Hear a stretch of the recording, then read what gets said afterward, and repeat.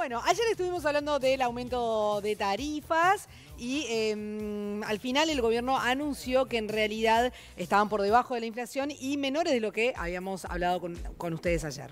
Claro, de todas formas a mucha gente le queda la duda, ¿no? De cuánto pasará a pagar o si las cosas le van a subir muchísimo de precio. Pero no teman que para estas dudas y para muchos pronósticos se viene Germán de Agosto, el economista de cabecera de Vespertina. Nosotros parecemos, ¿te acordás? No es un pájaro, no es un avión. Claro, obvio. Claro. Porque él para nosotros es un superhéroe de la economía. ¿Cómo viene a explicar? ¿Cómo andás? ¿Todo bien? ¿Cómo andás? Bienvenido. Bueno, primero que nada, el ajuste supuestamente fue por debajo de la inflación, ¿no? El ajuste de todas las tarifas. Pero en realidad es la inflación anual. Y el ajuste que había hecho en abril, o sea, que empezó a partir de abril el gobierno, consideraba esos 3 primeros meses del año también.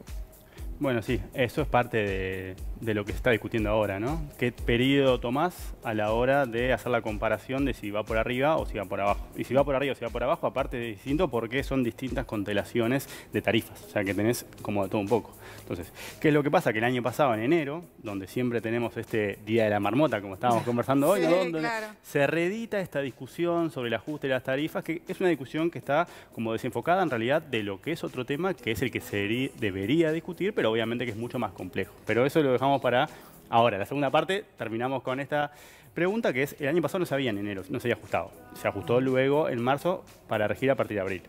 ¿Sí? Mini, una cosita. ¿Es correcto decir ajuste o aumento? Y bueno, depende, también de readecuación, consolidación, ahí creo que podés entrar en la parte de eufemismo. Y bueno, en realidad se ajustan para reflejar un cambio en los costos.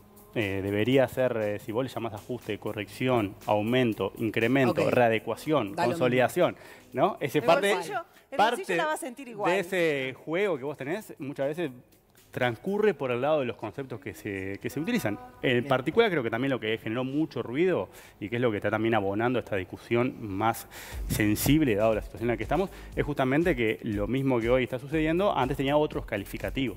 Claro. Entonces, es obvio que al cambiar de mostrador y no estar atacando los temas de fondo que deberían estar detrás de esta discusión más seria para evitar tener que todos los eneros volver a tener que estar en el medio de esta discusión de los que dicen que hacen una cosa y los que dicen que hacen otra cosa, independientemente de los calificativos que puedas tomar. Sí. Entonces, volviendo a ese otro, lo que vos tenés que en abril se había readecuado, incrementado, aumentado, ajustado, ¿sí? En función de los 15 meses anteriores de inflación, ¿sí?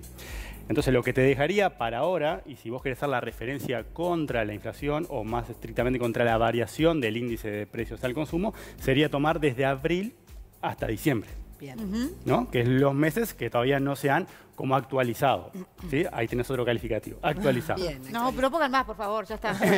Entonces, lo que vos tenés hoy es que distintas personas toman distintos puntos de referencia. Entonces, si vos lo tomás de forma anual la inflación, y bueno, ahí no te va a dar. Entonces, la discusión a dónde pasa, y bueno, que en realidad esto sería una adecuación tarifaria que debería acomodar lo que pasó entre abril y diciembre. Y eso te da más o menos un aumento del IPC, de la variación del índice de precio al consumo, de 5,3%. Sí. Entonces hay aumentos de tarifa que están por encima de ese 5,3%. Exacto, porque no lo estás comparando contra todo el año, sino lo que estás comparando contra una porción de este año. ¿Por qué? Porque en abril ya se había hecho esa readecuación y la suma de calificativos en relación a los 15 meses anteriores. Todo lo que fue el 2019, más esos 3 meses. Que ahí es donde vos también te metiste el año pasado en toda esta discusión en torno a que en enero no habían ajustado las tarifas. Y entonces le ponía la carga al gobierno. Exactamente, ¿qué es lo que termina sucediendo? En definitiva, quedas empantanado en una discusión que transcurre como en esta capa. Que es, viene por arriba de la inflación, va por abajo de la inflación. ¿Lo medimos contra la inflación o lo medimos contra los salarios? ¿O lo medimos contra los costos, ¿sí? Contra la evolución de los costos que le cuesta producir los servicios públicos a las distintas empresas públicas? Entonces, vos tenés esa discusión, que es la que se repite como el Día de la Marmota, y otra discusión que lo que está más de fondo es, bueno, ¿para qué son las tarifas? ¿Para qué queremos las tarifas públicas? ¿Cuál es la función que tienen las empresas públicas en nuestro país? ¿No? Asumiendo que ya está laudado el tema de que son públicas y eso no parece ser una discusión. Pero hay otro conjunto de acciones que hay que tomar a la hora de pensar no repetir esta discusión que tiene que ver con reformas. ¿sí? Reformas en la forma en que se gobiernan las empresas públicas. ¿Cómo se eligen a los directores, por ejemplo? ¿Tiene que ser un cargo político y alineado al ciclo político o debería separarse todo esto de lo que es el ciclo político y tener directores que fueran directores por sus competencias particulares y específicas a los rubros en la que cada empresa pública opera? O que una persona tenga 2 en 1. Claro. O ese tipo de cosas. No es fácil, ¿no? Claro, que justamente porque no es fácil, ¿no? Y porque también depende de lo que vos hagas con el peso que le des y las capacidades técnicas que vos le puedas poner a los reguladores. Y ahí ¿sí? también está el tema de rentas generales, ¿no? Sí. Exacto. ¿Para qué? ¿Cuál es la función de la Por empresa eso ahí te pública? queda todo. Ya lo hablamos, ¿no? Exactamente. ¿Para qué lo querés? Para que te generen bienes y servicios al menor precio posible de Para la forma de. población. Exactamente, para la población y para el tejido productivo. Pero bueno, esa definición es un nivel antes de todo esto que estamos hablando. Entonces, ¿para qué son? ¿Cuál es el retorno que se les exige a las empresas públicas, dado que todos tenemos un capital invertido ahí, ¿no? ¿Cuál es la definición de lo que vos le pedís a cada empresa pública? Y de eso que vos le exigís. ¿Cuánto querés volcar a rentas generales?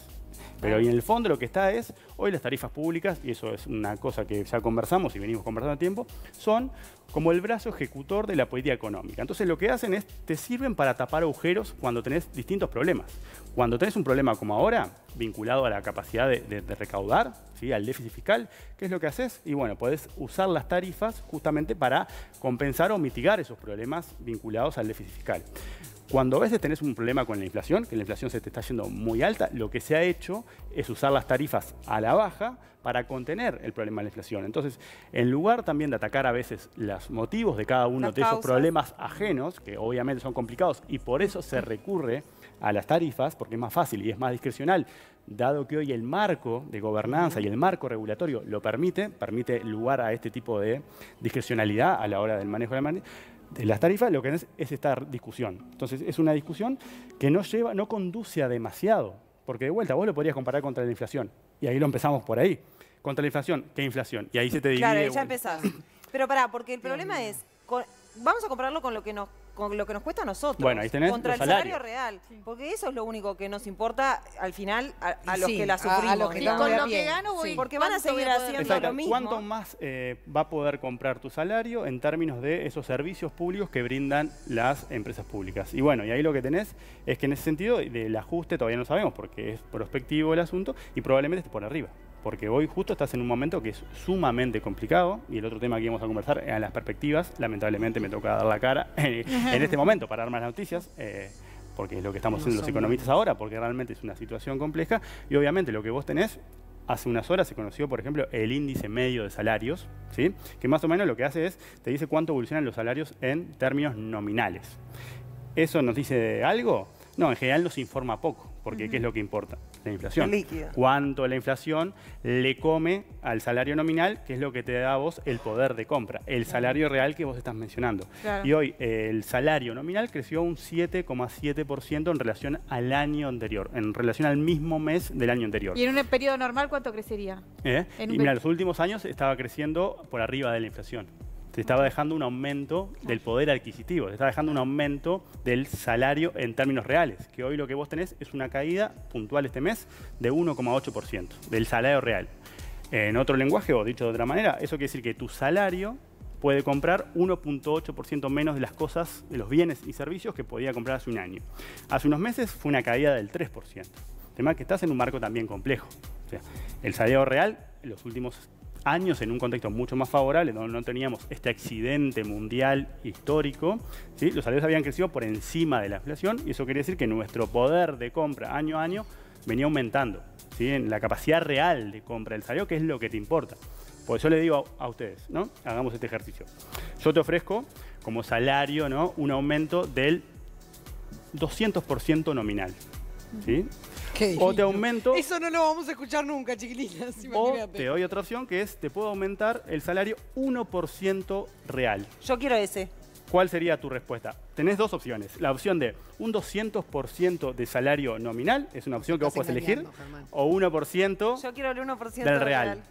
Quiero el 1% del real. Hay toda la algo vida. que falta y que vos deberías preguntarme, y entiendo que vos ya la tenés esa pregunta, que es, bueno, decime cuánto va a ser la inflación. Claro, claro. Porque si la inflación es 201%, ese salario aumento de Claro. 200% que No sonaba sirve para tan nada. atractivo, No te sirve nada. vos no, porque está por debajo Claro. de la inflación y eso supone que tu salario real cae. Entonces, Claro. el 1% real, que es lo que te hace, te asegura Que sí vas a que vas llegar. a poder, o sea, que el impacto en el bolsillo, que es lo que vos ves a través del poder de compra, y para eso lo tenés que llevar a términos reales, es justamente el 1% es la mejor opción. Creo que es lo que vos ibas a decir. ¿Qué se puede visualizar a corto, mediano plazo? ¿Cómo va a seguir esto? Y bueno, ahí es donde decía, bueno, mala. Porque evidentemente todo cambia día a día en el país en que estamos viviendo hoy, ¿no? Y sí, vos estás en el año Entonces- más raro probablemente del último siglo, donde tenés un impacto mundial importantísimo, o sea, es una disrupción que no se observa, ya algunos lo ponen en la Segunda Guerra Mundial, otros se van hasta la década de los 30, pero es algo que es anormal, es un apagón generalizado de la economía. ¿Sí? Lo que estamos teniendo. Eso es lo que causa el coronavirus. Eso es lo que causa las medidas que tenemos que adoptar para enfrentar la pandemia, para no nos contagiarnos. Simplemente separarnos de nuestros puestos. Eso genera un shock, que en economía, o golpe, ¿no? Porque a veces decimos shock y es como que nos hablamos a nosotros mismos, es un impacto sobre la producción. Y eso es lo que tuvimos en marzo y abril. ¿Sí?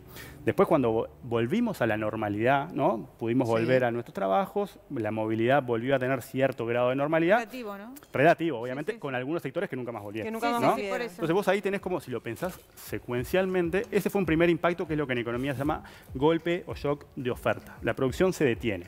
Entonces, cuando vuelve la producción, es como que volvés a levantar la llave, la gente vuelve a trabajar gradualmente, con esos matices obviamente, pero ahí con lo que te quedas son con un problema de demanda, con un shock de demanda. ¿Por qué? Porque el consumo de las familias está resentido, porque los salarios están resentidos y porque se destruyeron puestos de trabajo. Las empresas tienen problemas con su salud financiera y no pueden invertir. Y el comercio mundial se desploma. Entonces ahí tenés otro tipo de crisis, que es como la segunda etapa de esta crisis. ¿Cuál es el problema hoy, a un año o a 9 meses de empezar la pandemia? Es que ese problema de oferta, que fue el con el que empezó todo, vuelve a aparecer. Porque seguramente se haya que desplegar nuevas medidas de restricción a la movilidad. Pero vuelve a aparecer en un momento que todavía lo del medio no te No estaba desapareció. arreglado. Y no. Entonces, es ese doble combo que ahora se suma a partir de este nuevo impacto vinculado a la evolución del virus. Entonces, cuando vos mirás en términos de perspectivas, y las perspectivas son más complejas. Ayer se dio a conocer, por ejemplo, estimaciones que hace el Centro de Investigaciones de Estudios Económicos, el CINVE. ¿Sí? Sí. Y está dando para este año, que en realidad nosotros lo vemos ahora, está terminando en 3 días, pero recién nos vamos a enterar qué pasó este año en marzo. ¿Sí? Pero está dando una caída de 6,1% para este año. Para tener una idea, el presupuesto cuando se armó contemplaba una caída de 3,5%. Hace un mes, todas las estimaciones de los analistas daban aproximadamente 4,3. Hoy ese 4,3 se transformó en un 5 o en un 6. ¿Por qué? Y porque en diciembre lo que volvió a aparecer es esa necesidad de restringir la movilidad. De vuelta, ese golpe por el lado de la oferta. Y para el año que viene eso te deja una situación más complicada. Por ejemplo, en el presupuesto está prevista una recuperación del 4,3%, un crecimiento del 4,3%. Obviamente los analistas que pueden ir secuencialmente ajustando más que el Sí, gobierno, corrigiendo. claro. Mes a mes, el año pasado, hace un mes estaban dando y una recuperación del entorno de 3,5. Hoy ya están dando algunos del 2 y pico por ciento. O sea que es mucho más complicado de lo que pensamos hace un mes. ¿Por qué? Y bueno, porque vuelve a aparecer un problema de desborde sanitario y eso te vuelve a llevar a tener que tomar esas medidas que para algunos sectores que habían retornado a cierta normalidad va a pegarlos para atrás. La retracción. Y para los sectores que ni siquiera habían podido volver a la turismo, normalidad, el todo turismo, lo lo hablábamos, lo que o tiene sea, que ver vinculado con el entretenimiento, la recreación, todo lo que involucre Eso gente nada, pero en lugares el cerrados. turismo que había apostado a reabrir, Sí, ¿no? claro. O sea, Claro. por ejemplo, ahora, y esperaba una temporada magra, pero una temporada al fin, ahora es como que se volvió para atrás. Claro, vos cerraste las fronteras y ahí tenías el problema del turismo, de lo que vos recibís de Receptivo. afuera. Pero podías ver de buscar la vuelta con el turismo interno. Pero de vuelta, ante toda esta situación, que ustedes ya lo estaban hablando antes que yo entrara, bueno, el turismo interno también se resiente. Y esos son sectores que son muy intensivos en empleo. Entonces, Sí. vos, el PIB podríamos decir, bueno, va a crecer 2,5, va a crecer 3,5 el que viene, 4,5, ¿sí? Podríamos ir tirando números y no podríamos aproximarnos al problema. Primero, porque es muy complicado hacer pronósticos en el momento donde la incertidumbre es inusitadamente alta, porque el problema no es de índole económica, viene de otra cosa que está por fuera de nuestro control. Que Y te segundo, pega directamente. porque de ahí a que ese crecimiento se materialice en cosas que se traduzcan en un aumento del bienestar y en un alivio de la situación de las personas, eso va a ser mucho más complicado. El PIB puede rebotar el Producto Interno Bruto. ¿Sí? Creo que alguna vez charlamos de todos los limitantes que tiene el Producto Interno Bruto como indicador de las cosas que importan en la vida. Claro, Entonces, para la persona común. Exacto, el PIB puede rebotar, te ejemplo. puedo decir que va a crecer 4% o 3%, pero probablemente si él no El arrastra el empleo. empleo, que no lo va a arrastrar porque siempre hay un rezago en la recuperación del empleo, Eso ya para es vos así. es independiente. O sea, va a estar vamos Eso a seguir típicamente es así así. En general, el empleo le cuesta reaccionar y la economía primero tracciona, algunos sectores crecen y después empieza como un arrastre. Es tradicional. Acá mucho más va a estar ese rezago. Vos hoy tenés una recuperación incipiente de algunos indicadores del mercado laboral. Pero de vuelta, todo eso cambió el último mes. Y los problemas de empleo venían de antes también, ¿no? Claro. O sea que vos acumulás problemas. Las estimaciones ahora están marcando que se perderían como 60.000 puestos de trabajo este año. Vos antes de la pandemia habías perdido 50.000. Y están estimando también que se recuperarían 20.000 aproximadamente el año que viene. De vuelta, con un signo de interrogación por todo lo que está pasando. Entonces vos vas a seguir muy por debajo. Germán, ¿cuál podría ser el sector que nos hinche, digamos, o que nos pueda, no sacar de, porque es imposible, ¿no? Pero sí traccionar más fuerte para tratar de salir de esta crisis económica? Sí, crisis. Crisis y qué crisis. Pasa que, porque ya te digo, es una crisis que decimos crisis, es como que ya nos cuesta viene como, encontrar cuesta antecedentes, ¿no? Principalmente en el mundo, ¿no? Uruguay hasta ahora habíamos tenido un pasaje más leve que en comparación con otras partes del mundo. Uruguay iba a caer este año, hace unos meses, la mitad de lo que iba a caer la región, por ejemplo. Entonces, cuando vos preguntás por los sectores, tenés que tener en cuenta que esta pandemia y las medidas que tenemos que tomar para evitar el contagio, lo que hacen es generan efectos muy asimétricos en términos sectoriales. Entonces, el turismo es lo que sufre más, el comercio es lo que sufre más, el entretenimiento es lo que sufre más. Lo que sufre menos y que podría traccionar, bueno, podría ser la construcción, porque vos tenés también las obras vinculadas a la planta de UPM, al ferrocarril central, y porque también se había reactivado tempranamente en relación a otros sectores.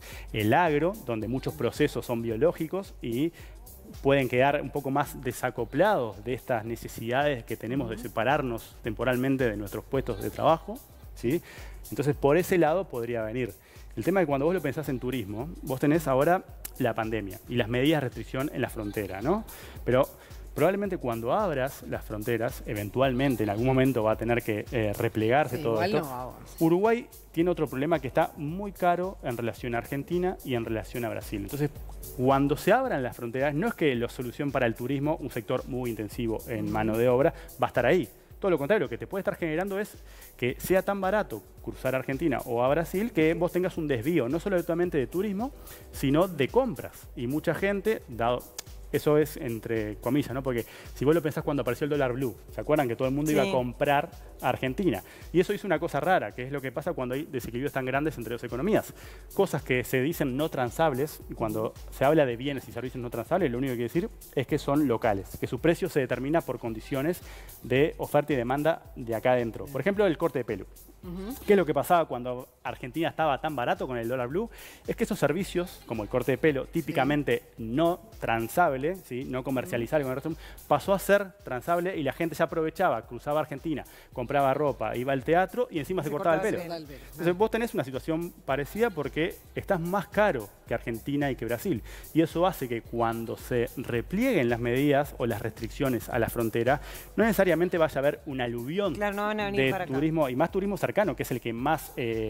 nos cambia... Y sí, porque la pandemia también va a generar otros cambios de hábitos probablemente. Y la gente va a pensar dos veces entre tomarse un avión para hacer turismo más lejos. Entonces el turismo de cercanía va a tener más peso. Y en ese caso vos tenés ese otro problema. Es que tenés un problema de precios relativos con Argentina y con Brasil que te generan esas otras dificultades por fuera. Y ahí estás pensando en un sector que es muy intensivo en mano de obra y eso es lo que te va haciendo pensar que la economía puede rebotar, pero que para que el mercado laboral, y cuando digo mercado laboral, hablo de lo que ustedes dicen, que nosotros lo podamos sentir, y va a tardar mucho más tiempo en que eso traccione. Porque de vuelta, esta crisis se monta sobre otras dificultades que ya eran preexistentes en términos de empleo. Bueno, Germán, como siempre, esclarecedor. Nos vamos como un poco, pero no era nada. Por eso le dije, ¿no? Pero bueno, vamos a ponerle la mejor voluntad del mundo para poder salir lo antes posible. Te esperamos próximamente. En enero. Cuando todo cambie y haya que dar buenas noticias. En enero. Tenemos muchas cosas para seguir explicando. Sí, por favor. Gracias. Por favor. Buen año.